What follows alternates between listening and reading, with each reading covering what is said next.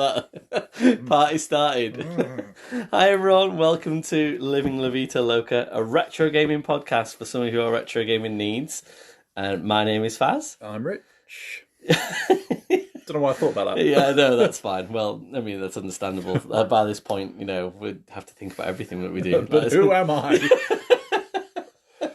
Welcome to the podcast. This is episode 51, and we've got some beers in front of us for a change. They wouldn't have said that. A bit. Wouldn't have said that, most of a year ago. But yeah, that we're going to drink some beers tonight. So we're back on the Vocation beers. I can't remember the last time we had these. I've already done the Vocation favourite, loving them situation. So we'll do it again though. They're good. So good old Vocation. I hope that they're tasty and they're strong, and it will go downhill quickly. Much like the games we're going to talk about tonight. Yes, got one in there. Got a segue. Good segue. Yay! If only there was segues in this game, which actually I kind of rather think there probably is somewhere. Considering the different types of vehicles that are in the games we're going to talk about tonight. Motorstorm. We're talking about Motorstorm. Why can't I say Motorstorm? I haven't even touched a beer yet. It's going to be a long evening if you can't. I don't want to call it MS because that's something worse. Yeah, that's a different thing. It's just like, no one needs to play that game. So, Motorstorm. I bloody love Motorstorm as a concept, as a franchise, and it's not around. It's well, it is to us, and it is tonight when we're talking on the podcast, but it's kind of not around anymore. The last time a Motorstorm game was released was 12 years ago. Which is... That's a while. Yeah. I thought you were going to go, no, actually, you're wrong. Yeah, no. I've just recently released my own Motorstorm homebrew. Just haven't done the maths. Yeah. I know. So that was the last Motorstorm game. Wow. Which is the one that you're going to talk about tonight, which is... I didn't even know there was this version, which is Motorstorm RC on the Vita. Yeah. So the first Motorstorm game came out in the end of 2006/2007 for the PlayStation 3. It's just a sizable chunk of time ago now. It feels like a lifetime. There are kids in school who are born after this. I know. And not even little school either, big school. They don't teach about Motorstorm like they used to. Like, why is it not in kids today? The final exams? It's bullshit. I will hide no love for this game and the game series. Although I've only played, I say only. I think there's been 5 or 6 games in the series. I've played three of them. But yeah, the Motorstorm for the PlayStation 3, 2007. Did you have it? Nope, only ever played one. Okay, yeah, that's it. I'm coming at it from the other end of the scale to you. Yeah, the end of the scale, the literal end of the scale. Motorstorm RC was the only Motorstorm game I've ever played. That'll be really interesting to know what you think then, because won't it? I'm gonna have more fruit gums. Oh no! Oh no! Yeah, chew on that. Yeah, well, what the fruit gums? Like the fruit gums. All right, I better set this up well then. Oh yeah, no pressure, no pressure at all. So. Launch title for the PlayStation 3.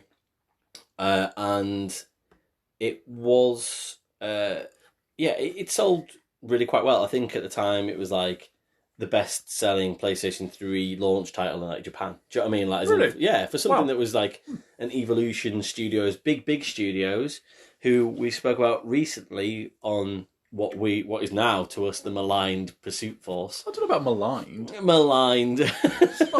I've maligned more things worse. Okay, so just... Did I use that word right? No, I don't think I did. I've maligned worse. No, that's fine. Yeah. Whatever.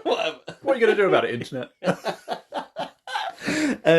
So, not maligned then, but Pursuit Force, big studios, they did the version of the game that I'm going to be talking about mostly tonight, which is Arctic Edge. And that came out on the PSP in 2009.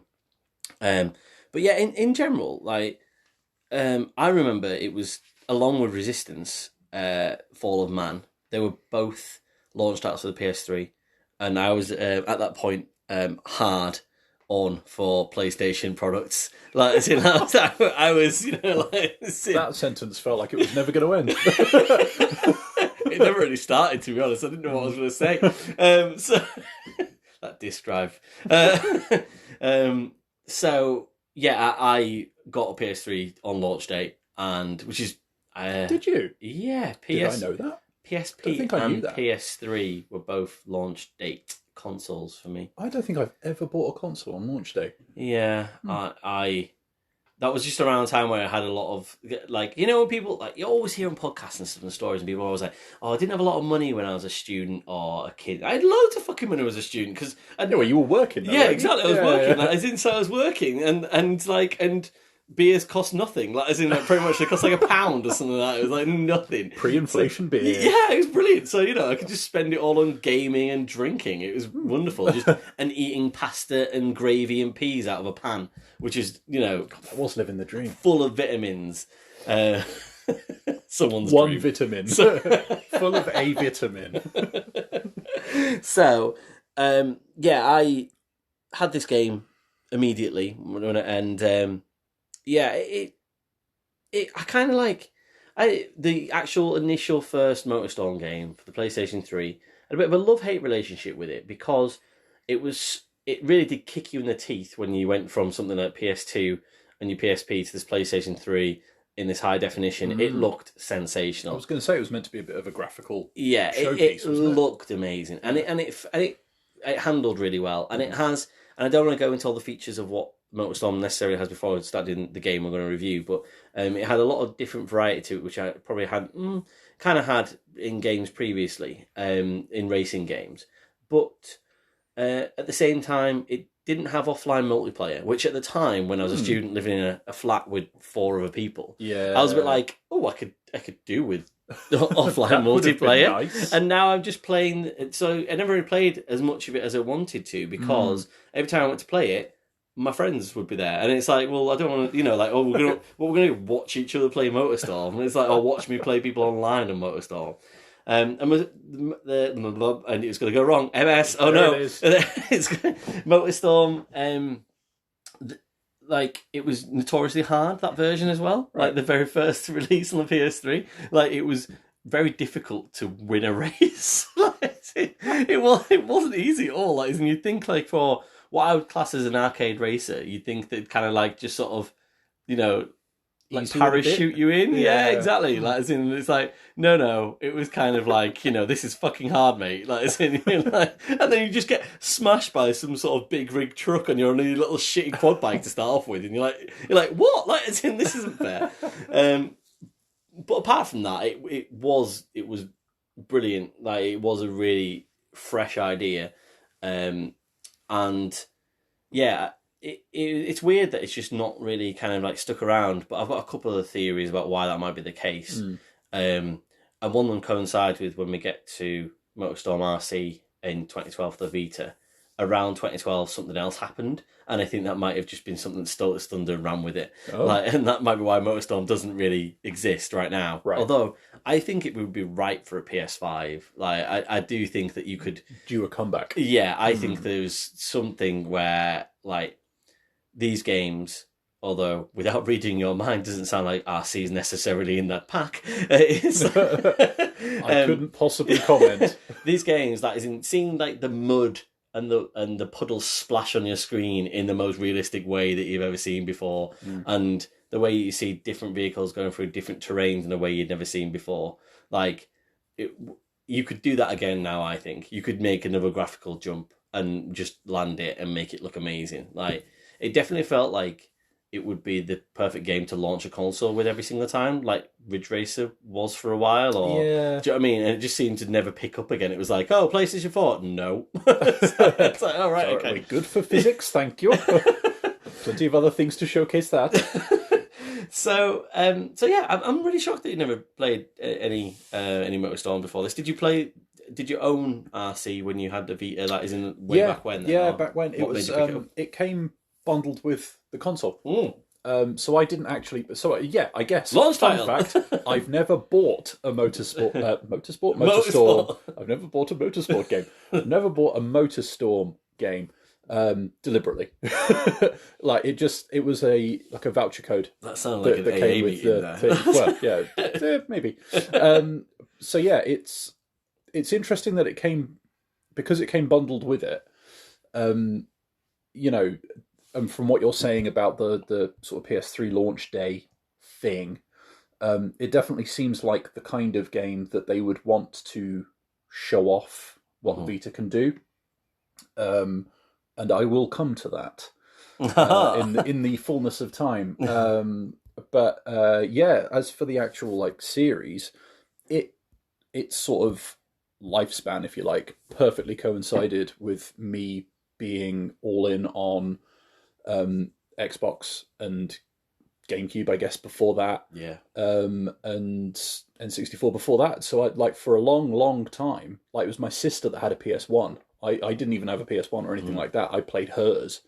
And then it was my friends that had PS2s. Yeah. And yeah, so like almost the entirety of this series completely passed me by. It's so weird that we've flipped in our lives now. That isn't so. I was just all Sony back then for no reason other than I had, well, I mean, obviously backwards compatibility at the time was like, I have this game library, therefore I can play it, which made complete sense. Whereas now, like, just when I went away from gaming for that period of, I guess, 2010 to 2013, and then picked up Xbox after that.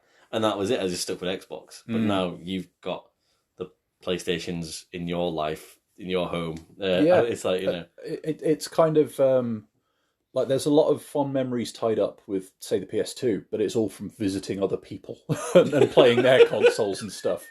And, like, I only bought a PS3 when I got well and truly sick to the back teeth of my Xbox 360 the first time round. Yeah. And thought, oh, you know what, I'll have a bit of a change and get a PS3 instead. And it was kind of off the back of that I ended up going down the kind of Vita route and all that kind of stuff. And then went full circle, ended up buying an Xbox 360 again because I was like, yeah, I don't need a PS3.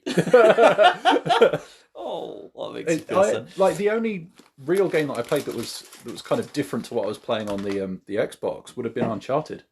As far as I was concerned, it's funny because the more I retro game, if you will, that is in the more I look at the PS3's back catalogue and stuff, and even though I had a PlayStation 3 on several occasions, the amount I did not tap into, and absolutely, this will come clear in the next episode when we're going to do what we're going to do for our first birthday, first birthday party. Honestly, that is in. There's so much there, and I find it so much easier to go to that in the hate. Sounds like so, like, you know, uppity of me, but when I look back and go, do I want to play a game that I can, you know, I struggled, like Wing Commander, which was through the EA replay on PSP, and I could barely see what was going on. Yeah, like, and that's. I feel bad for it because it's meant to be an absolutely amazing game, but I felt like it was unplayable to me. Whereas actually, you jump back to 2007, and everything's eminently playable, and I've got Motorstorm now, and I played it a little bit last week just to have a little comparison to the PSP, and you just don't skip a beat. It just it just looks amazing, and the technical jump to the PS3 from the PlayStation 2, and PS2 was the best selling console of all time. Yet when I look at how much, and again I go through and I go, oh, what PS2 games do I want to play? Feels like there's just a lot of filler. Like, there's a lot of stuff on there that you could just literally, you could slice that that catalog in half and go, I don't need that bottom half. Like the Wii, I don't need that bottom 9/10. Yeah. It's just like, whereas the PS3, it feels like there was probably less of that. I think it was just, there was a lot of samey stuff. There was a lot of first person shooter, the brown era that everyone talks about and stuff, which happened in Xbox 360 as well. But, it just like I think it'll be looked back on better as it gets older. Yeah, is my gut feeling for the expert in the room. Well, like I think you're probably onto something there, especially with making the kind of backwards compatible, making various classics accessible rather. And having some backwards compatibility to start with. Like, and the fact they phased it out is kind of annoying nowadays because you go back and you're like, maybe I could get a PS3. Oh my god, they've inflated the price for the ones that are actually backwards compatible. Yeah. And all that kind of stuff. So, Yeah, I think you're right, and I think as well, like where we've gone through the PS4 and the PS5. I know quite a few people would reckon that nowadays you kind of get less obvious leaps forward between Yeah. console generations, and I think you're right. I think history will be kind to the PS3 because was probably the last time it did feel like a generational leap, really. Yeah. Because I would argue that 3 to 4 was perhaps less. I mean, maybe I'm just jaded, but Yeah, I don't know. You can always tell a difference. That isn't, I think, but you know, I think it just offends you a lot less when you play a PS3 now than if you go back to a PS1. And it's just like, I'm not trying to say like I say I'm not trying to sound like I'm sort of against all the retro gaming. Obviously, I'm not. That would alienate any people that listen to the podcast. That is, I love playing old games, but like when it comes to actually, you sit down and you think that I can sit and play a game for 8 hours, for example. That is, I can sit and look at a PS3 game for 8 hours longer than I can sit and look at a PS1 game for 8 hours. And I noticed that when I was doing look at Tomb Raider the weeks and stuff, and it's happened recently where I've just been looking at games and kind of like, there's some games we're going to do this year, like that it started as a series on PlayStation 1, and it kind of like, you've got some PlayStation 3 games. I look at them and kind of go, oh, I know that everyone really rates and reviews this first game on the PlayStation 1. That's like the classic. And actually, but then I go to the PS3 game and I go, oh, I really quite enjoy this, I think, a little bit more. Like, it just feels more comfortable. Feels like you just sort of sat in a really nice fucking sauna. And it's just like compared to, a really cold shit bath. Like, speaking of cold shit baths, so Arctic Edge. Not a shit bath, but it is cold. Good segue. Nice, solid. So this is a PSP Motorstorm game, and weirdly, so out in 2009, so 2 years after Motorstorm debuted on PlayStation 3, but also ported to the PlayStation 2. Which is so... I don't know. Are you about to say weird? Yeah. I don't know, because have you just launched your follow-up to the biggest selling console of all time? I don't think you turn your back on that too easily. I think you port whatever you can realistically port backwards to it. So when I looked it up, because I thought, is that one of the last games that got released for the PlayStation 2? And it's not by a long chalk. Yeah. Like, as in, there's games, I'm sure I read Pro Evolution Soccer 2013 was the last game made direct for the PlayStation 2. But a lot of the games in the last sort of 200, and it is like, I think it's like 200th last game to release for PS2, which actually seems like quite a lot. Yeah. But most of them are like sports games that have been running for years. FIFA's, Pro Evos, Madden. Easy enough. Yeah, exactly. It just feels like they're just not having to do too much to actually pour that across. So it feels like maybe one of those series that you're shocked that it got released on PlayStation 3. It was a new IP for the PlayStation 3. And then they chose to go back to PlayStation 2 because it had never been on PlayStation 2, is why it's weird to me. Yeah, that's fair. Yeah. But then I also understand it because the PSP is kind of like the intra sort of years of PS2, PS3. And, you've got a PS2 graphics extra on your PSP. So it makes sense to kind of go, well, actually, let's put it back on the PS2. No fucking idea how well it sold or anything, but it was, I guess, generally quite well reviewed at the time. The PlayStation 2, I think that they said that actually, weirdly enough, when we talk about the PSP and handheld games most of the time, is that we say that there's stuff missing out of the handheld game. It sounded like there was stuff missing out of the PlayStation 2 game because obviously you've not got as much online compatibility. Oh, of course, yeah. So therefore, there was more in the PSP game, content-wise. Yeah, It's just like usually it was the other way around, wasn't it? I mean, it makes sense now you've said it. But yeah, I hadn't thought of that. But yeah, Now the words have left your mouth. So it's set in the Arctic Circle. So Motorstorm. I don't know if the RC version's like this for you or not, but the idea of Motorstorm is, and always has been during the series, that you're part of the Motorstorm Festival. Is that still the case in Motorstorm RC? Sort of. It's kind of like a bit of a story sort of vibe of it, and you get tickets, and music is a big thing. So one thing I want to touch on, and again ask you after you've sort of reviewed RC, is music, was that prevalent in your game and things? Because actually early on it's almost sort of sold to you as a bit of a music / racing festival, kind of like what they try and do with like some of the dirt games and like Forzas and stuff like that nowadays. Exactly. So we'll come back to that in a bit. Spoiler alert! No, but car spoiler alert. God. No. You'll never get rid of me. It's my house. I'm getting rid of you at some point. So don't have to go home, but you can't stay here. In the street. Where was I? So yeah, it is like you kind of in this part of this Motorstorm festival, and you get a set number of tracks, and then you get a number of events. So, for example, in this case, there's 12 tracks. There's 100 events to go through, and you then, however well you're doing those events, then it unlocks the next event. And there's lots of different types of vehicles as well. So you've got, in this one, it's brilliant. The variety of vehicles is fantastic because you've got your when I say your normal, you've got your normal quad bikes, your dirt cars, your normal muscle cars, your rally cars.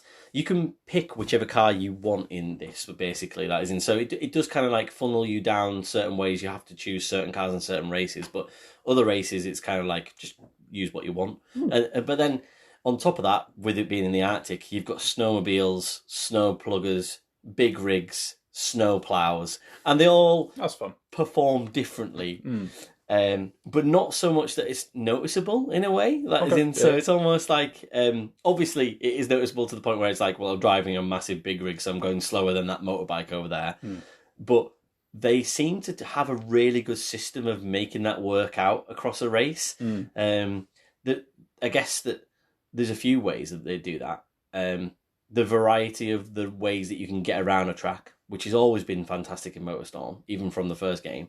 There are multiple different routes in Arctic Edge, as there have been in the first one, and also in Pacific Rift, etc., that you can get around an actual track. So the laps seem to be, and I've always felt quite long to me. The races all feel quite long in Motorstorm, but I think that helps the race develop, and that's how you get the parity between the different types of sort of vehicles. That makes sense.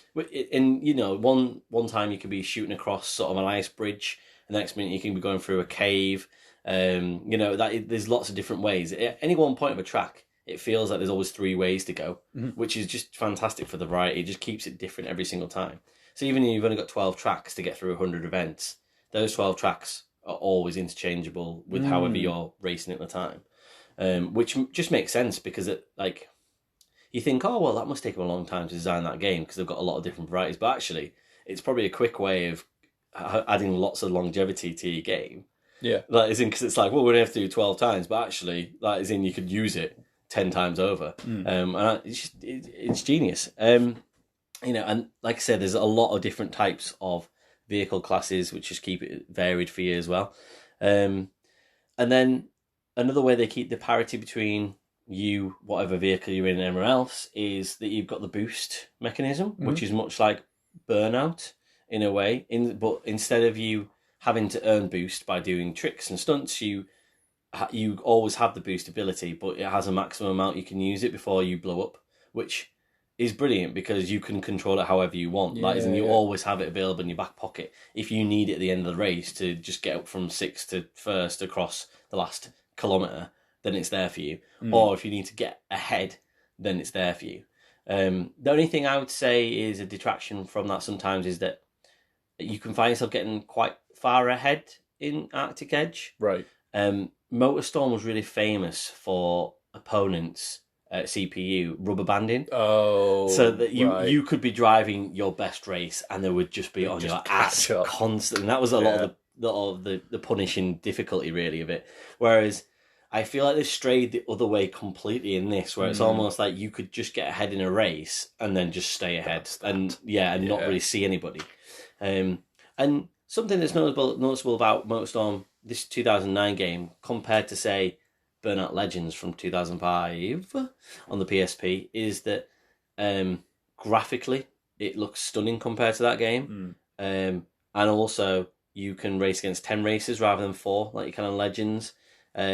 And you know, that there's more variety in the tracks and more variety in the cars as well. So actually, Nice. I loved Burnout. Well, I really liked Burnout Legends. I think I ended up giving it 7 out of 10 last year. I think it was, but I liked Burnout Legends. But this felt like a real step on 4 years later. Yeah.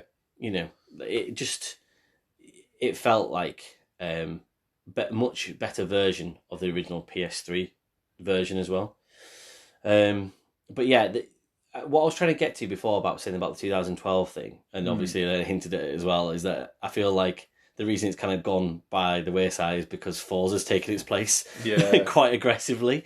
You know, you've got the Forza Horizon Festival, and Forza Horizon does everything that Motorstorm does in a race, but has that open world around it, which is the thing now, isn't it? If you've got an open world, you know, just like first-person shooters were a thing for a while. It's like, you know, well, not for a while, but like it certainly had an era. Just like open world's now a thing, and I think that Forza does a really good job of balancing across simulation and but also kind of giving you all that variety of a festival feel and stuff. Whereas Motorstorm was a lot more arcadey, Right. And if you wanted to get in a big rig and jack someone up by smashing them in a quad bike off a cliff, and like, is it like, that was one of the reasons to go online. It was like, I cannot wait to just crush. Yeah, exactly. Yeah, nice. That's just the, you know, it just every so often would veer into that road rash territory, and you were like, this is awesome. And the music, again, I want to kind of hold that back and have a whole conversation about the end to see what it was like on RC as well, but that kind of fed into it as well. But yeah, it's, you know, like, it just has a great mishmash of different types of racing games that some have come before it and some have come after it. Forza, for example, the festival sort of feel.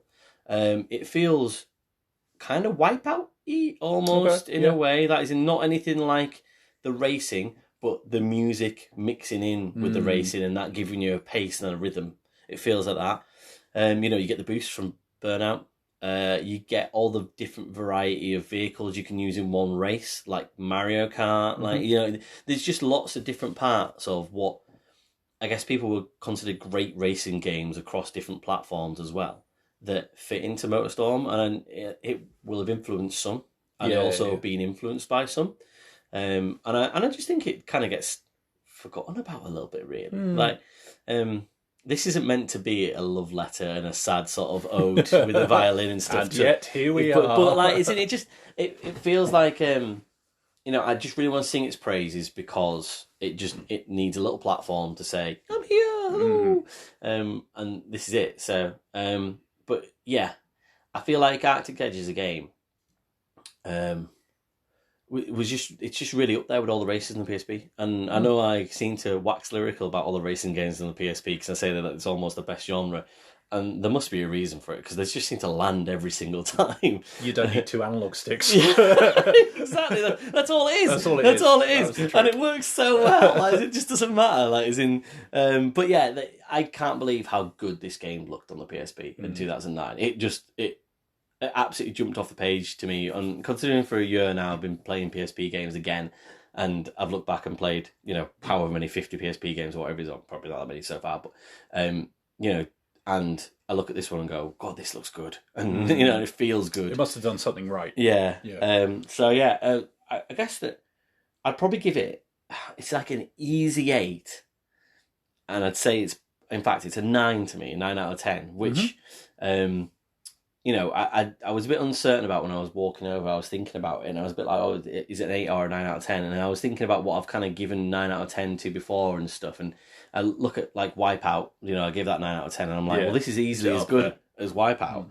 You know, it's just, there's loads of variety in the tracks and loads of variety in the vehicles, and loads of variety in the music. The only thing that kind of, like, sticks a bit kind of, like, samey is, like, the environment background. Like, even though I love the Arctic feel, it just looks all the same, like, all the time. I mean, I guess it's quite snowy and icy, right? And, yeah. Snow, ice, brown rock, and it's just like, you know, like, and maybe it's just one of those things where you're just like a bit depressed after a while. But generally, yeah. And apparently, like, I didn't play this game at the time online, but apparently I had a great online too. So, you know, which is funny because I was obviously bemoaning Motorstorm PS3 not having an offline multiplayer, and this won't have had an offline multiplayer either, obviously, because it was on a PSP.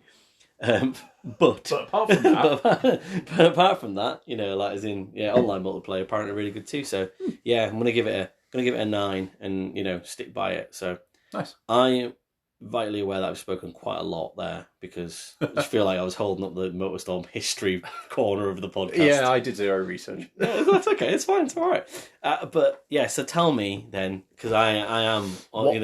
What the RC? What the RC has done, because I thought, again, because I did a little bit of research, that I read that this was pretty warmly received. Yeah, had a good reception. Uh-huh. Yeah, it did at the time. Good for you. Yes, well done, Motorstorm. So yeah, I because when I first picked this up, I didn't really have much to go on besides much hope. Well, no, not so much that. Like, I'd heard that it had been used as a sort of graphical showpiece and was kind of tied to the PS3 in a positive way. Yeah. And I got it back in the day, and I don't remember hating it or anything like that. Uh-huh. I don't remember investing much time in it. I think it lost my interest quite quickly. So it was kind of interesting to go back to it. It turns out I've still got my old save and stuff like that. Mm-hmm. The first thing I have to get off my chest, right, is the fact that it commits the cardinal sin of the era, where it will have items that are locked away that you think you can unlock that you can't unlock because it's DLC and it's not clearly marked as DLC until you click it. Right. Classic PS3 era bullshit. Yeah. So there are, I think maybe 6 or so, like festivals, if you like, that you can go into. 2 of them are locked away. It actually, is it 4 or is it 5 that you can play? But it's there or thereabouts. But that dick move. Well, it's not helpful. And similarly for the vehicles, there are 200 vehicles across 5 categories or something. The overwhelming majority of them are paid DLC, and again, they're not clearly marked. So because it's an internet-enabled handheld, it feels a little bit grubby and a little bit underhand. But you boot it up the first time, and you look at your little remote control car, and you are in a deserted playground. Mm-hmm. Yeah. Mm-hmm. Yep. You are near some benches in a deserted playground, and it's like a big open free roam Sounds like area. Silent Hill. Is it not Silent Hill? You're playing Silent it's Hill? deserted. There are no people around, so maybe. And it's a chance to kind of get used to the controls. And the reason for that is because you use 2 analog sticks for the controls, like a remote-controlled car. So your throttle and your brake is on one stick and your steering's on the other. Oh. Which, it's kind of fun. So, like, in that respect, I see what they were going for, because you had original Motorstorm as the kind of big graphical showpiece for PS3, and then you've got 2 analog sticks on your handheld, and you're like, what are we going to do to showcase this? We could make a first-person shooter because you didn't have 2 analog sticks. You've got a racing game with 2 analog sticks. Now you got him. And it takes a bit of getting used to, but get used to it you can. And things like the muscle car will you can drift and stuff like that, which is the various vehicles feel different. There is nowhere near the variety you've just described from Arctic Edge, though. And so you are left with basically just 4-wheeled vehicles. And even then, the differences mainly revolve around the big ones go fast on straights. The small ones accelerate quickly. The ones that are in the middle slide. The ones in the middle are the middle ones. Yeah, that's kind of it. I'm such a middle car guy. But they all, because they all are remote controlled things, they're dinky and they all have an aerial. So actually, ultimately, they all kind of look the same, really. And so you go into your various modes and all that. You can do time trials, you can do your single races, you can do these festival things where you'll have slight variations, like overtaking challenges where you have to overtake 10 cars in however long. More time trials, all that kind of stuff. There's slight variations, but the tracks are nothing like what you've just described. Oh, really? None of the alternative routes. Like that, you've got a bit of variety, but it's not brilliant graphics. It's Oh my days, I that's would ridiculous. it's nice to look at, right? It's not an ugly game, and I can't stress that enough. It is not an ugly game. It is, however, a bit functional. Yeah. And I think, with the benefit of 10, 12 years hindsight, I don't think history is going to be as kind to it as perhaps, say, the PS3 version. And it's one of those things that, like, even if they put in a bit of mud, a bit of water, a bit of something besides dust, it might look a bit more interesting. They just don't. I hesitate to use this word, but I can't think of a better one, and I've been trying to. It's sterile. It looks a bit sterile. Sounds it. And the camera angles don't help either. So you have a choice of a few camera views, right? But because everything's sort of 3D and the tracks are... Sorry, let me go back a step, right? You know when you're in that playground I was talking about? Like, the whole game's kind of got what feels like a bit of a problem with scale. Okay. So, like, you're playing with these remote control cars, so you kind of expect the environments to be quite big, right? Yeah. They don't feel big. They still feel quite small. Yeah. And that goes for that playground, right? So, like, you have, like, the odd physics object and stuff like that, like cans, and they're a little bit smaller than the car. Oh, really? Right, okay. Yeah, and it's things like that that actually, now that I think about it, is actually kind of weird. Yeah. And that goes for the tracks as well, when you start to sort of scale them up. So, and to go back to my point about the camera, it feels as though they never settled on an angle that worked with the scale of the car and the scale of the tracks they're using. It's like the three never quite coalesce. Yeah. So you go back to, like, Super Off-Road or something like that, and you can see the entire track, right? And it was those kinds of games that I kept coming back to when I was thinking about what I was going to talk about for this. Micro Machines as well, that's another one, where it kind of goes the other way, and everything's really, really small, but you've got enough of the big sort of household objects around it that the pencil holder. Yeah, but you get that sense of scale, right? When you're scooting across a corner on the cob or whatever.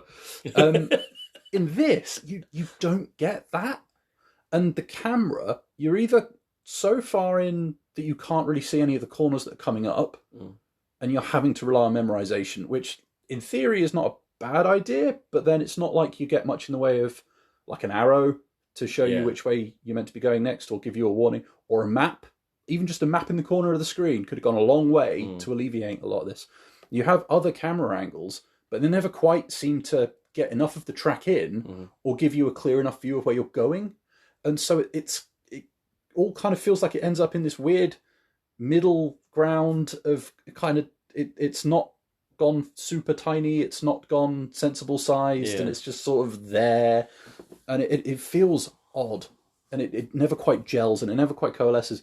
And that's kind of the feeling I got from the entire game. It's like, I see what they were trying to do. I do. I appreciate they were trying something different with it, different spin on the formula. I get all that, but it just never quite gels. And it's not like, there was even screen tearing and stuff like that a couple of times. And it was like, and it was quite easy to get stuck, like, off the side of a track, or like, you slightly miss a corner and you get caught up against a barrier and stuff like that. And it's very easy to come out of a race or reset or change the track and all that kind of stuff. So if you do start beating your head against something, it's not going to be too long before you're back into it again. And you've got plenty of, like, multiplayer options for, fastest lap or posting your times to Facebook and Twitter and stuff like that. It's got all that kind of stuff integrated into it. Whether or not it's still working, I don't know. I assume not, but apparently... You should drop one. Well, I tried. Apparently someone has been consistently beating me on a single track for, however long now. But the one guy still playing Motorstorm, well, I'll see somewhere. I wonder. I genuinely wonder. But yeah, like, it'd be great to be like the Lord of a Manor, like, isn't it? An empty manor. Yeah, but no one's here. But, like, all that kind of stuff, at the time, I could imagine that if you kind of had a bit of a community going around it, had a few friends playing, I could see why it would be fun. I can. However, now it just falls so flat, and what you've got left just doesn't feel like it's coherent enough, I guess, to bring it together. And I'm deliberately steering clear of the music conversation because I know you want that chat. But I need it. but on the whole, like this is easily the most 5 out of 10 game I've come across. Really? Like there's nothing contemptible about it. There's nothing broken. There's nothing inherently wrong with it even. It's just that it feels like it's missing too many steps, and it feels like it's... Sounds like it's got no personality. That's a very good way of putting it. Yeah, it just has no swagger. It feels a bit functional. Which is so odd, because everything I loved about Motorstorm previously is that it has personality. That's what it has in bucket loads. Like, it might not be the best racer, but, you know, it is... But that's why I'm glad you talked about it the way you did to start with, because when I was playing it, I did have that moment of like, is it me? Am I wrong? Like, am I got you were this like, wrong? What? Why are we doing this I don't week? get it. And so, like, it is interesting to go from what you were saying to this, because it's like, yeah, I'm not gonna dock 'em points for trying something different or, you know, seeing how it came together. It just feels like it's not kind of done what they wanted it to do. Yeah. And yeah, it's an interesting one. And I didn't buy the DLC, you know, festivals and all that kind of stuff. I could have done. They might be great. I don't know. But certainly the kind of jungle, the not even desert, like apocalyptic dirt kind of setups. You know, none of them are particularly distinctive or and I hate to say it, not even interesting, really. Like there's like you say, you hit the nail on the head. There's very little personality there, besides the fact that you're using remote controlled cars. Wow. And even then, like plenty of other games, like Super Off Road and stuff like that, give you that feeling, and I think do it better, despite being, you know, 20 odd years older and stuff like that. But then that goes back to the sort of conversation we're having at the start. Like, as in, so, you know, if a game, even if it's old, if it feels good. That is in, so it might not look as good, like it was well presented, but, you know, if it feels good, then it can still be as good. So let's get on to the music then. Let's do the music. Does that retain some sort of personality in RC then? Because the personality of, and this feeds into the score that I gave Motorstorm Arctic Edge. Yeah.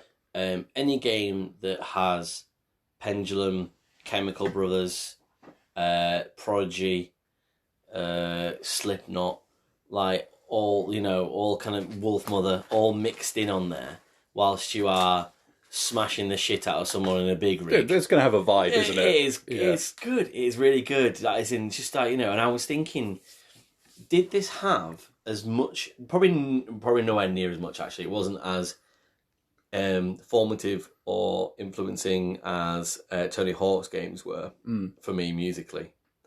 But for a brief period of time, it would have been right in line with what I was listening to. Sounds similar with a slightly harder edge. Yeah, exactly. Yeah, I would call it. Next stop. Yeah, it's almost just like heavy music. Yeah. Like, I don't want to call it rock. I don't want to call it heavy metal. It's just heavy, and there's just a, you know, like kind of like dance and stuff like as in. But Left Field are on there as well. Like, you know, I'm talking about this isn't just Arctic Edge. It's like, you know, kind of across the breadth of the first few Motorstorm games.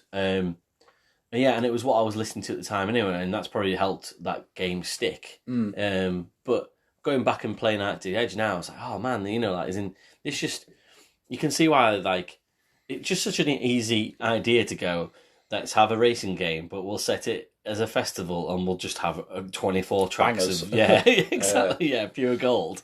Just makes sense. So how was your sterile music? Unlicensed soundtrack. It's non-stop dubstep, all one long track. Wow. Or it feels like one long track. No licensed music whatsoever, as best I can tell.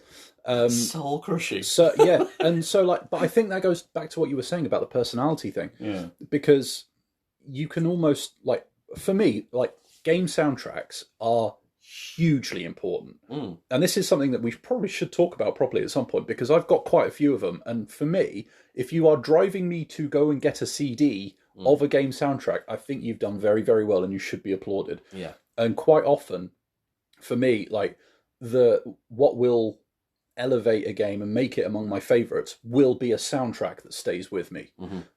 I absolutely fucking love a good game soundtrack. Yeah. And like licensed ones, when they're done right, bring so much personality, and you can point at them and go, "That is that game's identity, exactly, yeah. like encapsulated." Yeah. And so, yeah, Motorstorm RC, none of that. It's just like, it's functional. Like, it's fine. It gets you in the mood. You're like, yeah, this is fine. And then you realize you've been listening to it for like 10 minutes, 15 minutes, 20 minutes, an hour, and you can't fucking remember any of it. Like, it's already gone. In fact, I'm sitting here right now, right? And I am desperately, and I do genuinely, desperately trying to remember any of the music from Motorstorm RC. And you know what? All I can think of now, right, is the menu music from Wipeout Omega Collection. I was going to say, it sounds like, and it's Wipeout, like, that has bubbled to the surface because I was playing that, Sunday? I guess Sunday afternoon. I put it on for an hour or so. And yet, how readily that comes to my mind by comparison to the just bland tunage in Motorstorm RC. Tunage. Like, it was there, but Wow. I feel like this podcast is like Avengers Infinity War for me. Almost like the end of it is like, yeah, well, deflating. Everything's shit, isn't it? We've had a great time, but now it's wank. But that is just, that's so. If that is to be the end of Motorstorm as as a series, and for it to never come back from that. And for me to have never known that before today, that was its sort of like swan song. It's definitely gone with a whimper rather than a bang. And to the extent that, as I sit here right now, I'm genuinely starting to wonder if it was never a Motorstorm game. And then it got to like a month before the Vita came out and they slapped the Motorstorm thing on it. It's that kind of thing. Yeah, when you were saying it before, I was a bit like, this just sounds like just trash. It doesn't feel like it's the same series from what you're saying. Which is crazy. That's sad. But, yeah. I mean, like I say, like there's nothing inherently wrong with it, right? But at the same time, I think you're gonna have to really be in the mood to get something out of it. And I think it's possible. Like it can be fun, but Motorstorm, it isn't by the sound of it. No, it feels like like when someone sort of says, "Oh, my auntie's dog died," and you're like, shit, mate, soz. Like, as in, I try to be sad for something. Insert generic condolences here. And that's what this game series, the end of it, feels like. So I really do hope it comes back in its original guise, because I just think it's got so much about it. And I think it's just difficult because it's hard to judge. Is there enough goodwill for people to go, yeah, I'm going to give that a go again? Like, as in when you've got your Dirts, your Forzas, and all that kind of stuff kicking around. I'm trying to think what else there is, though. Like, because obviously there must be a lot of racing games, but I'm trying to think what other arcade races there are out there in the current market that would then put the squeeze on it. I think there might be a gap, Like, arcade races in general are a little bit of a sort of blind spot at the moment, aren't they? I know, which is weird because before this generation, certainly, and this is just me making a sweeping statement as usual, that they felt a bit timeless. They felt like you could always do one right every generation. You could always do a different something different. Yeah, there'd always be one knocking around somewhere, wouldn't there? Yeah. I mean, I know I certainly go to Forza Horizon for my sort of kicks, at the moment. But if someone sort of said to me, like Motorstorm's coming back, I'd be like, ooh. Colour me interested.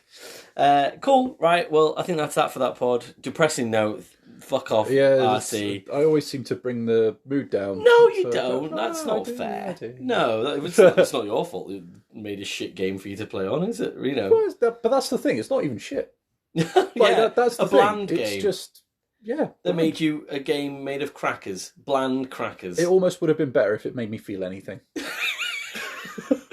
On that note, thanks very much for listening. Bye.